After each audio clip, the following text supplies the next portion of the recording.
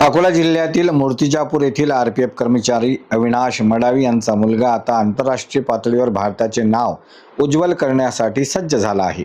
चेन्नई येथे पार पडलेल्या आशियाई ट्रॅम्पोलिन स्पर्धेत त्याने दमदार कामगिरी करत दुसरा क्रमांक पटकाविला आहे.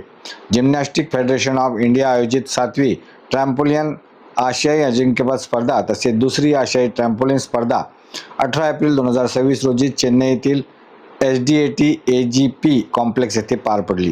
या स्पर्धेत अमरावती जिल्ह्याचे प्रतिनिधित्व करणाऱ्या अविनाश मडावी यांच्या मुलाने उत्कृष्ट खेळाचे प्रदर्शन करत रौप्य पदक पटकावले.